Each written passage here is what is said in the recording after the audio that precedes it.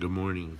I making this video to share a story about speaking up, and I'm doing it because my mom just passed away, and she was always proud of speaking up. So one day, I'm training for a endurance event, and I go ride my bike on this bike trail that we have here locally. It's 32 miles long, very scenic along the river, and I probably make it 19 miles out when this weird bubble pops up on my tire.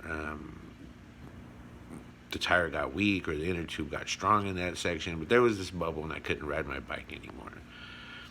So I carried it to the light rail, which is a local train system for public transit. And when I get on the train, I take a seat where the folks with bikes are supposed to take a seat. And on the other side of the aisle, there's two, fairly young ladies. And sitting across from them is a guy who is being incredibly inappropriate the way he's ogling them and um, touching himself. And I look at the rest of the train, and it seems like everyone knows what's happening, but they're pretending to not see it. And I look at him, and I tell him what I think of him for doing that, and he jumps up and starts saying, "You don't know me. You don't know me." And he's reaching in his waistband like he has a gun. Um, I don't believe he has a gun, and I stand up and put my bike in front of me so I can throw it at him in case he rushes me, and then we take it from there.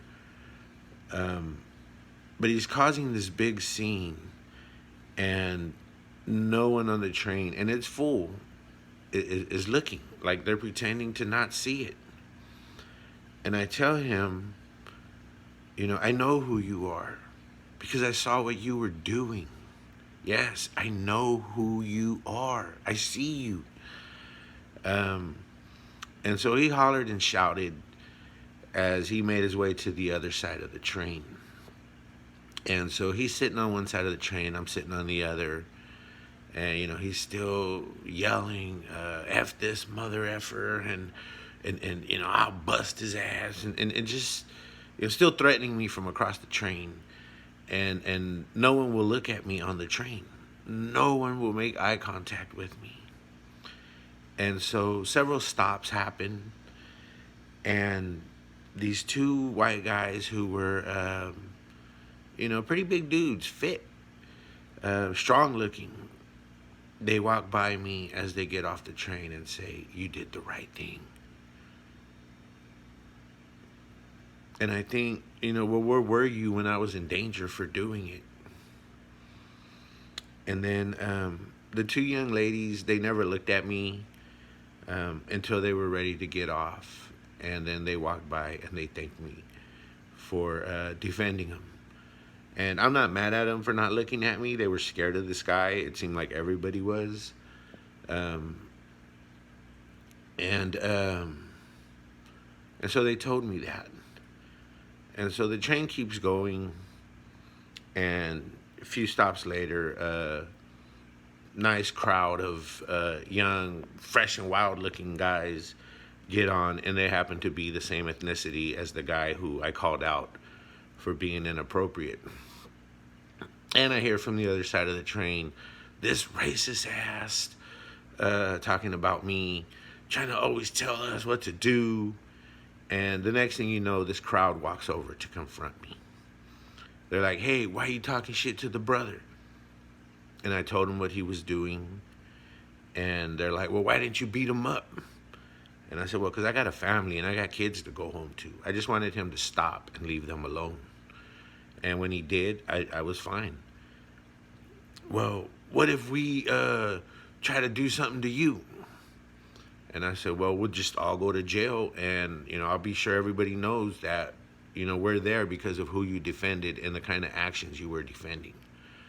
Um, And then they thought about it and kind of just stayed there and didn't say anything else, and I didn't say anything else.